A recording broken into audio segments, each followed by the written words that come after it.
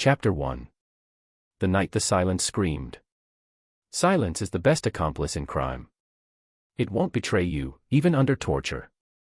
Archived recording, unidentified source. The cold barrel pressed against his temple. The metal was as icy as the gaze of the one who held the weapon. The smell of sweat, cheap coffee, and the rubber of police gloves mingled in an instant, and Rick Abrett knew it was all over. Outside the window of the Isabella Stewart Gardner Museum, the night was drowning in a thick Boston fog. The city slept, hiding its sins under a blanket of damp wind and sea salt. But inside the museum, the silence did not sleep. It breathed. It listened. It laughed. Rick sat in the security room, a small concrete sarcophagus, smelling of dust, old wiring, and fatigue. A dozen cameras were on the screens. On the table were a newspaper, a half-eaten donut, and a mug of long cold tea. The door swung open. Police. Alarm received. The voice was confident, almost lazy. Two men in uniform. With fake badges, but real confidence in their eyes. Rick blinked. An alarm, he thought.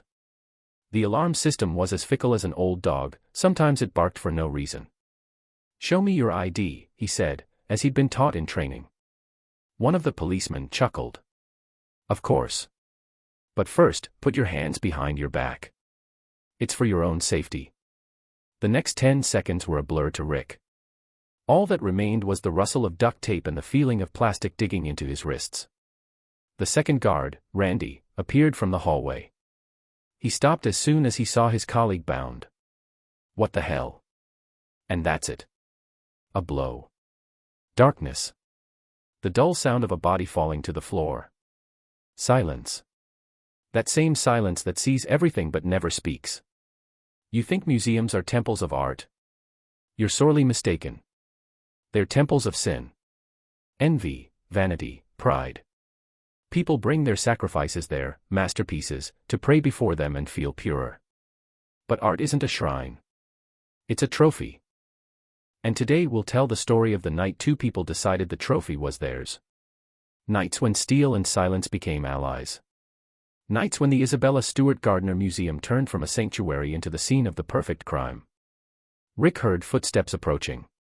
Someone turned on a flashlight, a beam of light cut through the darkness, striking his eyes. The flash blinded him, and for a second he saw the ceiling, peeling plaster, a cobweb in the corner, and the red blinking light of a security camera. "Where's the central control?" one of them asked. The voice was low, metallic. Emotionless. "There, on the right." Rick breathed out. "Thank you. You're a good guy." Click. Duct tape on lips. End of conversation. Rick could still hear one of them quietly whistling something. An old song. A cheerful one. The world turned upside down, and there was something eerie in this absurdity. Meanwhile, another officer was disabling the alarm. His movements were precise, like a surgeon's. He didn't fuss, didn't seem nervous. As if he'd done this hundreds of times before. And perhaps he had. Only the clock on the wall ticked, like a metronome for the coming symphony of madness. You still haven't realized what you've gotten yourself into. Rick thought. But he couldn't speak. He couldn't even breathe evenly. At that moment, the light flickered over the Vermeer Hall. The ancient paintings stared down from the dark walls like witnesses. And if they could have screamed, they would have. But they remained silent. As history is silent when it's being rewritten. That night, the museum wasn't simply robbed. It was disgraced, like a sacred relic mocked. Irony.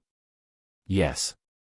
$500 million of art, stolen by silence, 2 men, and 1 false alarm.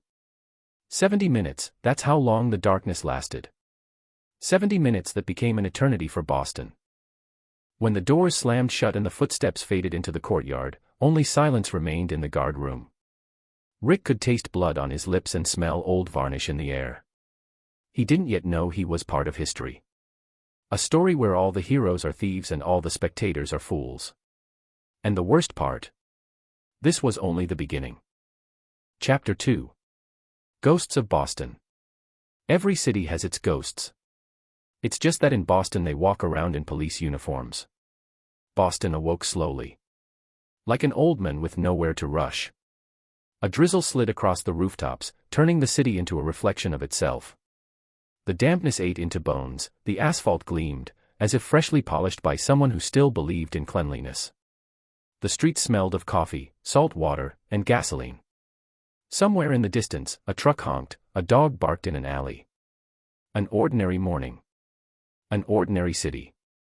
Only at the other end, in an old brick building with green windows, was the beginning of a story destined to become legend. The Isabella Stewart Gardner Museum. A resonant, almost musical name. But in reality, a tomb of beauty. Isabella Gardner was once a woman who could afford anything. At the end of the 19th century, she traveled Europe, buying paintings the way others bought jewelry. She laughed in the face of Victorian morality, wore men's suits, and hosted parties where artists drank themselves into oblivion and philosophers fell asleep in gilded chairs. When her husband died, she decided to build herself a temple. Not to God. Not to society. To herself. Thus, the museum was born, a 3-story building in the Venetian style, in the middle of rugged New England. A marble courtyard, a fountain, arches, paintings. Everything, as if in memory of a life she could no longer live. Isabella left a will: nothing in the museum is to be changed. Ever. Don't move the paintings. Don't rearrange the furniture. Even if the roof collapses, everything must remain in its place. And so the museum was stuck in time. As if Isabella's death itself had been the last exhibit. By March 19, 1990, the museum was alive, but barely breathing. The security cameras were older than some of the guards. The wires hummed like tired veins. The alarms broke more often than they went off. But the museum director was convinced, there's nothing to steal here. It's a museum. And that, as they say, is the last thing you say before disaster strikes. Meanwhile, across town, in a cheap bar on South Street, 2 men were drinking coffee. Wordless. Emotionless. Only the quiet clatter of spoons on ceramic and the smell of burning from the old stove. One of them was tall, almost 2 meters, with a face that looked like it had been carved from granite. The other was shorter, wearing glasses, with the slender fingers of a pianist. They didn't look like criminals. They looked like people tired of waiting. Tonight, said the tall one. Today, replied the second. And that's it. The conversation was over. Sometimes the greatest crimes begin not with a plan but with silence. And in the museum, everything was as before. Rick Abreu, the night security guard, leafed through a comic book and lazily stared at the monitors. The consoles flickered. The cameras wheezed. Dust swirled in the lamp beam, a reminder that nothing lasts forever. Downstairs, in the Vermeer room, a ghost guard kept watch. That was the name of the old creaking door, which complained of life every time it opened. The old museum creaked like a living creature. And it seemed to know that this night someone would rip open its heart. Boston had become accustomed to crime by this time. Murders, deals, the mafia, drug trafficking. All this was the familiar noise of the city. But art? Art was considered sacred. And therefore, the ideal target. Because the sweetest thing is to steal not money, but a symbol. Do you think a museum is a place for romantics? No. It's a place for the vain rich who want to buy themselves immortality. Every painting is like a mirror in which they seek a reflection of their own significance. The irony is that on the night their immortality was stolen from its nails, no one even heard the sound of footsteps. The next morning, the city was again drinking coffee and arguing in traffic jams. And in the museum, emptiness. The silence was still there, but now it smelled of fear. Police, the press, screams, camera flashes. And only the old walls, covered with cracks like scars, knew the truth. They saw those too. They saw them enter. And they left, without haste, without a trace, without fear. And somewhere, beyond the city, someone was smiling. Not with joy. With satisfaction. With the feeling of having committed more than just theft, an act of art. After all, sometimes, to create a masterpiece, you need to steal, not paint. He didn't yet know that the whole world would now hunt them. But hunting is boring. It's far more interesting to watch the world itself turn into an exhibit. And somewhere in the darkness, the same phrase rang out again. Tonight. Only now it sounded like a death sentence. Chapter 3. The Faceless Men. A true thief doesn't steal for money. He steals for the moment when the world belongs to him alone. Faces are an unnecessary luxury. Especially when you're planning to steal immortality. Two men stood by a dark car parked near an old warehouse on the outskirts of Boston. Fog stung their eyes, the wind tugged at their collars, and water dripped from a broken pipe somewhere. The smell of iron, gasoline, and cheap cologne mingled with the cold. The world around them was gray and sticky, like conscience. Everything according to plan, the tall man said, tightening his gloves. His name, well, nothing. A name was meaningless. In this business, names are ballast. Too quiet, the other man replied, adjusting his glasses. I don't like it when the city is silent. It means it's up to something. The city doesn't plan anything, the tall man chuckled. It's the people who ruin everything. Neither of them was new. The first was a former cop. Fired for being too direct with his fists. The second was a technician with a gift for disabling any alarm, as if he were speaking its own language. They met at the intersection of misfortunes, and have been together ever since. Not friends. Not partners. More like two lonely souls who found a common alibi. Are you sure that this old woman? The technician began. Isabella. Yes, that her museum is even worth the risk. She died 100 years ago. And the money, it's still alive. The tall man chuckled. Funny, isn't it? Someone builds a temple so that people will remember her taste for beauty, and a century from now, all that'll remain is holes in the walls. Beautifully put, the technician muttered. Almost poetic. I'm not a poet. I'm a thief. Almost the same thing. They got into the car. The engine roared like an animal promised freedom. In the back seat was a police uniform. A real one, with stripes, caps, and fake badges. The work of a very talented tailor with a criminal past. Have you ever been to the other side? Asked the technician. What do you mean? When they yelled, hands up, at you. I have. And how was it? Cold. Especially with a blast at your temple. They both laughed. Quietly. Without joy. Meanwhile, in downtown Boston, at the museum, the night guard had no idea they would become part of legend. Everything went on as usual, boredom, coffee, old music on the radio. Only the clock was counting down the last minutes until history would cease to be just history. When you're planning a heist worth $500 million, everything has to be perfect. But perfection doesn't exist. So they weren't counting on luck, but on human stupidity. And stupidity, as we all know, is the most reliable thing in the world. The technician took out a cigarette and clamped it between his teeth. You know what I think? What? That it's all pointless. Any art is pointless until someone pays for it. He exhaled smoke, staring into the darkness. And if we can't sell the paintings, then we'll hang them in the bathroom. So what, admire the Vermeers while we shave? Why not? At least someone will appreciate him. The irony was that they both understood they didn't need those paintings. They needed the night itself. The moment when they would become invisible. When the whole world sleeps, and they create. It's not greed. It's an adrenaline addiction. The feeling of having cheated the system. That you're alive. Remember, the tall man said, looking at his watch. 70 minutes. Not a second more. Understood. And if everything doesn't go according to plan? We don't have plans, the technician chuckled. We just improvise. They slammed the doors. The headlights flashed, cutting through the fog, and then went out. Silence remained alone again. Boston continued to snore under a blanket of fog. Two nameless figures vanished into its streets. Where Isabella Stewart Gardner once saw beauty, now walked people who saw only possibility. They didn't yet know they would become legends.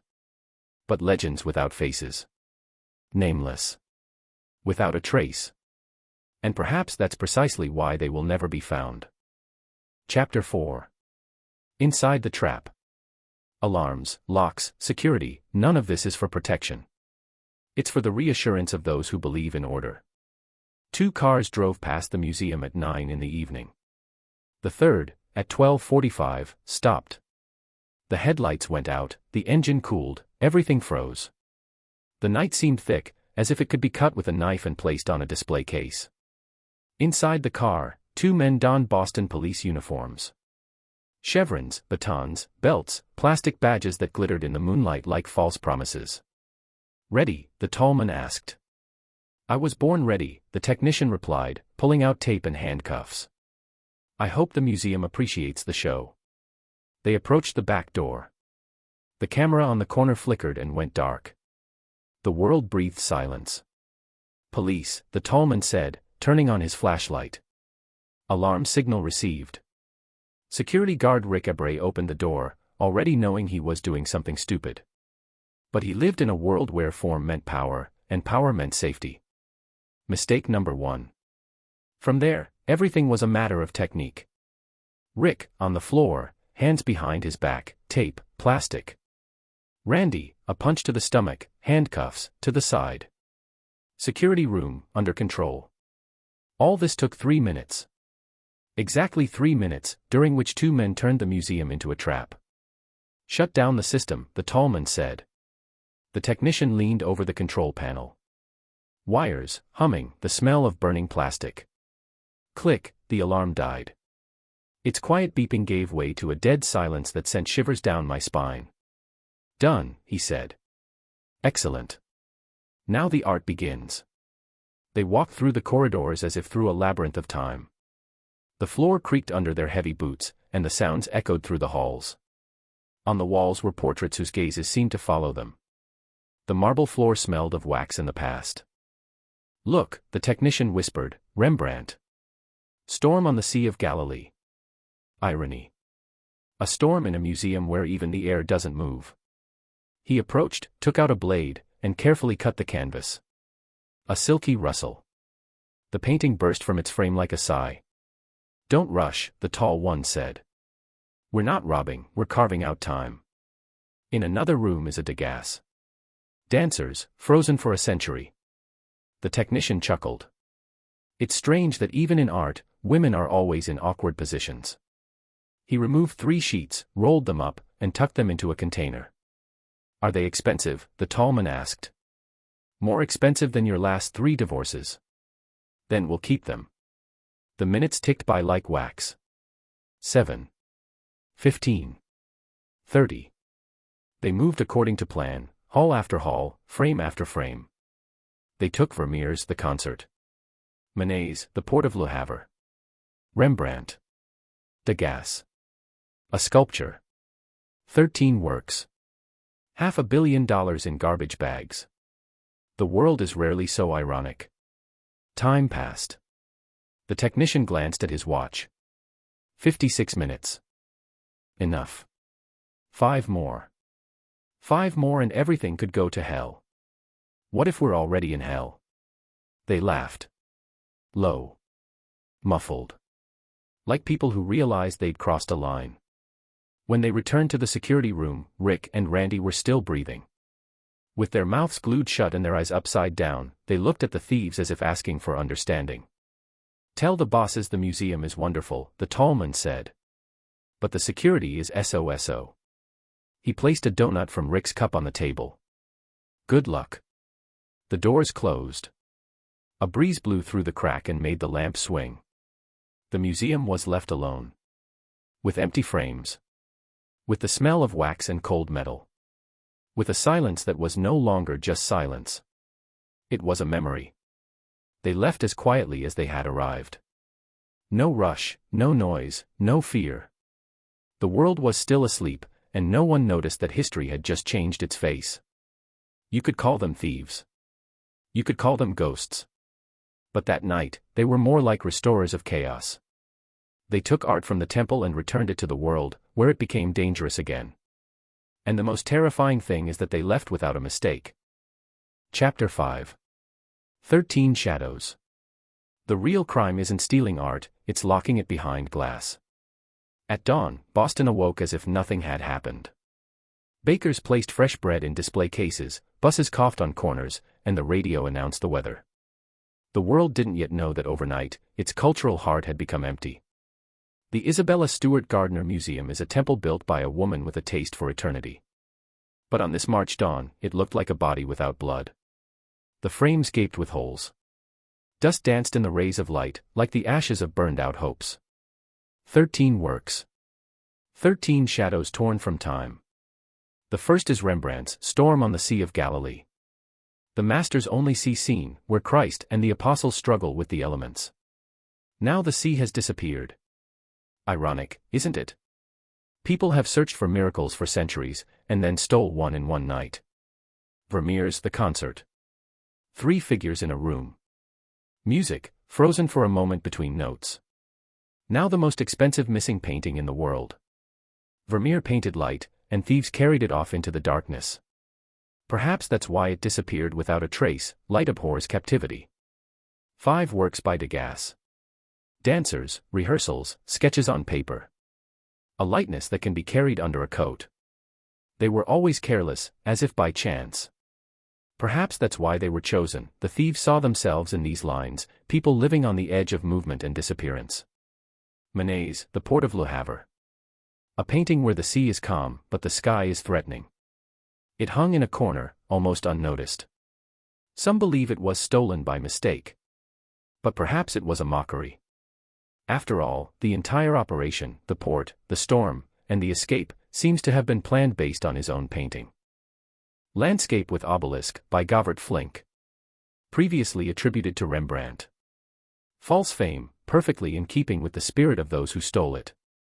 Look, the tall one would say, even a painting with a forged signature can be worth millions. A world where everything is for sale cannot distinguish a fake from a masterpiece. A sculpture, an eagle from the flagpole of the Napoleonic Guard. Heavy, unnecessary, a symbol of someone else's power. Why did they take it? Probably out of cruel irony. Let Napoleon finally learn that everything great can be stuffed into a trash bag. Everything else, jewelry, miniatures, documents. It's as if the thieves followed not the logic of value, but the logic of symbol. They didn't simply steal, they created anti-art. Their act of destruction became a performance that has lasted for decades. But here's the question, why these particular works? The police, critics, psychiatrists, all tried to answer. Some said it was a commission. Others, a protest. Still others, an accident. Or maybe it's simpler. Perhaps 2 people simply wanted to prove that eternity can be stolen. They wanted to feel how fragile this thing called culture is. $10 million for information. Hundreds of investigations. Thousands of rumors. Not a single painting was found. Perhaps they burned. Perhaps they're hanging under a rag somewhere in a wealthy collector's basement. Or perhaps they're still traveling like shadows, moving from one crime to the next. Because art isn't what hangs on the wall. It's what hides in the mind. And perhaps the most valuable paintings are those that no one else will ever see. That night, the thieves didn't steal 13 paintings. They stole a sense of security. And now every museum on the planet lives with this fear, that art belongs to no one. Art is a crime legitimized by time. And crime is art without a signature.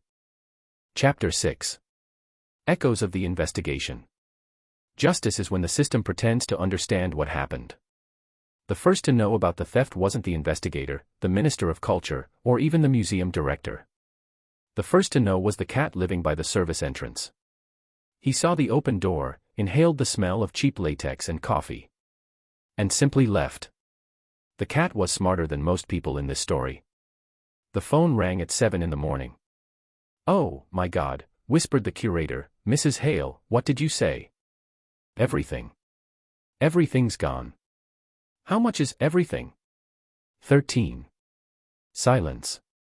Just the sound of breathing on the phone, like the wind blowing through empty frames. When the FBI arrived, the museum already looked like a textbook crime scene. Tapes, cameras, paper shoe covers. The officers whispered near the empty walls. Someone drank coffee from a plastic cup next to the hole where the Rembrandt had hung yesterday. "Fascinating," said Agent Shaw. "We're looking for a painting no one can buy, from people no one has ever seen." Sounds like the beginning of a novel. or the end of a career. The investigation began with the security guards. Rick Abreu, 23 years old, bearded, with a tired expression, a music student, worked nights for $100 a day. Randy Hastings, older, quiet, never had any quarrels. Both were tied up, both were scared, both swear they thought they were letting real police in. The FBI didn't arrest them. But they didn't let them go completely either. Suspicion is like a sticky trace of paint, not even time can wash it away. The agent soon realized. The alarm had been professionally disabled. The cameras, disabled in seconds. No fingerprints, no tire tracks, no eyewitnesses. Only skill and icy confidence. These aren't amateurs, Shaw said. These are people who've done this before. Thieves. No. Artists. Hysteria erupted in Boston. Newspapers screamed, the robbery of the century, ghosts in the museum, the FBI doesn't know where the Rembrandt is. Experts appeared in every bar, knowing exactly who was behind it. Someone swore they'd seen a truck near the park. Someone that their neighbor had bought a strange box with a French signature. Rumors multiplied faster than facts. The first suspect was Bob Guaranti, an old mobster who dealt in stolen antiques. He denied everything. If I'd pulled this off, he told the agent, you wouldn't have found me. We're not looking for you. We're just talking. Then I'm leaving. And he left. Because in this country, even the truth knows when to leave. Next came David Turner, a petty thief who claimed he knew where the paintings were. He really did know, somewhere in Europe. And he even promised to show them for $1 million and a pardon. Neither the paintings nor the deal ever happened. Everyone wants to be part of a legend, Shaw said. Even if it means lying. Especially if it means lying. Meanwhile, the paintings, if rumors are to be believed, were moving. First to Philadelphia. Then to Connecticut. Someone said to Ireland. Someone said to a private storage facility near Rome. Each new lead led to a dead end, and each dead end became yet another theory. The investigation grew like a tumor. A year passed. Then 10. The FBI changed leaders, witnesses, agents. But the case remained open. Like a wound that doesn't hurt, but won't heal. Agent Shaw retired in 2003. At his last briefing, he said, I realized one thing. No one stole for money. And for what? For power over eternity. And he added, already leaving. I think they succeeded. The Gardner Museum now houses empty frames. They hang where the masterpieces once hung. Not as a memory, like a sore. Every visitor stops, looks at the emptiness, and thinks. What if they still exist somewhere? That's the power of crime. It makes the void come alive. Investigation is the art of looking into an abyss and pretending to see the bottom. Chapter 7. Decade-long silence. Some secrets never get solved, they just get used to the silence. A year passed. Then another. And another. The museum reopened, as if nothing had happened. The cashiers smiled, the guides explained the collection, and tourists took photos next to empty frames. Yes, empty frames. Because at the Isabella Gardner Museum, they are now the main exhibit. The silence there is special. Not museum-like, but living. When you stand before the empty space where the Rembrandt once stood, the air seems to tremble.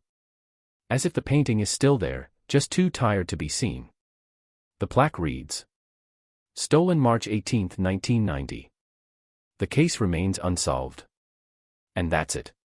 No pathos. No answers. For visitors, it's a mystery. For the museum, it's a wound.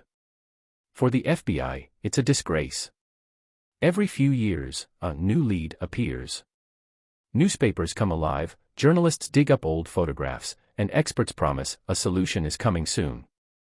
A month passes, and silence again. Sometimes the phone rings. A voice whispers. I have a Vermeer.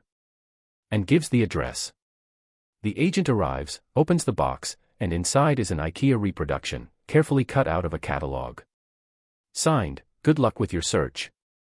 In the 2000s, the FBI received a letter. The author claimed to know where the paintings were. He asked for anonymity and leniency. The letter was typed on an old typewriter, without DNA traces. A week later, a second letter. "You're too slow. We'll talk again in 10 years. There was no follow-up letter. But the agents guard both like sacred relics. Once, a man on his deathbed in Connecticut confessed to keeping one of the paintings. His name was Frank Murray. He was dying of cancer and wanted to go with a clear conscience. Police found a box in his basement. The box contained old magazines, 3 cans of beer, and a museum ticket from 1991. A clear conscience is a flexible concept. Sometimes someone claims to have seen a Degas in the house of an old lawyer. Or that Vermeer's concert hung in the home of an Italian banker. But when they check, it turns out that either the banker is dead, or the lawyer is blind, or the house has long been sold. The truth always appears where it cannot be verified. In 2010, the museum announced a reward of $10 million for any information leading to the return of the works. The next day, more than 4,000 letters arrived. Half were from people convinced the paintings were in alien hands. The other half were from those who simply wanted 10 million. Only one letter seemed serious. It read, "Are you looking for paintings? Or maybe the paintings are looking for you." No address. Just a signature, R. Time passed. The eyewitnesses died. The suspects, too. The thieves and the investigators have long since become part of the same story. Now the museum has new employees. For them, the case is not a tragedy, but a tradition. Every March, they light candles by the empty frames and read the names of the stolen masterpieces, as if they were people, not paintings. The empty walls have become a symbol not of defeat, but of resilience. It's as if the museum itself is saying, "We remember, but we don't mourn. The thieves are gone, we remain." Or maybe it's the other way around. The museum remains, but the thieves are still alive in every visitor. Who secretly thinks, "Could I have pulled off such a thing?" Philosophers write articles. Film scholars make documentaries. Podcasters create series about the greatest theft in art history. Everyone tries to figure out why. And the answer may be simple. People steal not what they need, but what makes them feel like gods. Maybe the paintings really are out there somewhere.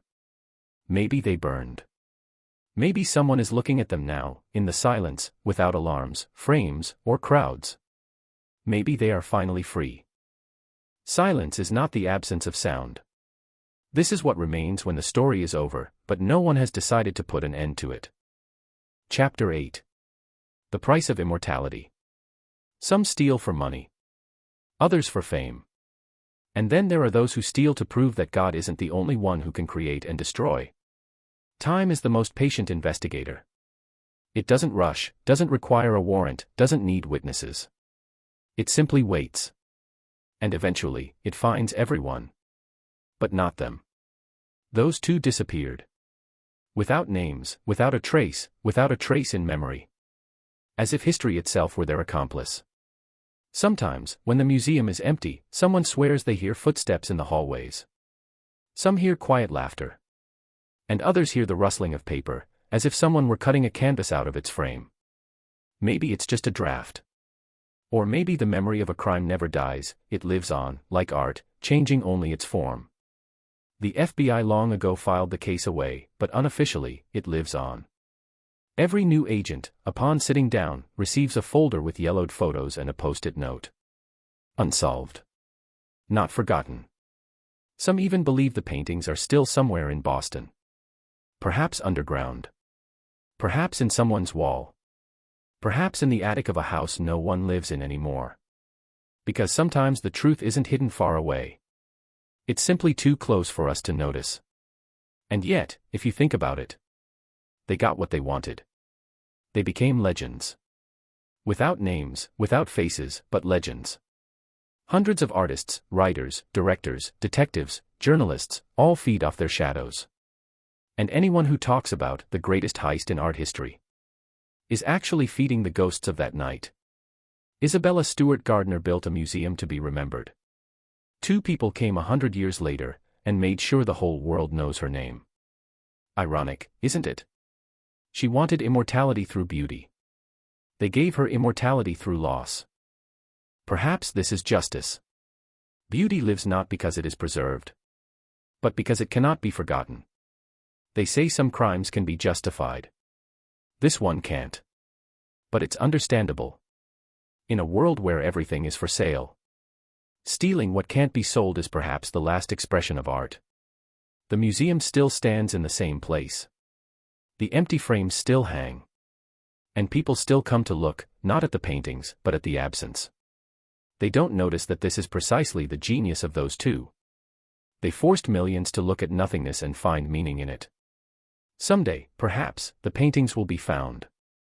And the world will once again feel that justice has prevailed. But something tells me this won't happen. Because justice isn't about returning. It's about memory. And if you think about it honestly, maybe these paintings don't need to be returned. Let them remain where art has become free, outside of frames, outside of museums, outside of human greed. Let eternity belong not to the rich, but to those who dared to challenge. Some create immortality with a brush. Others with a knife. The end.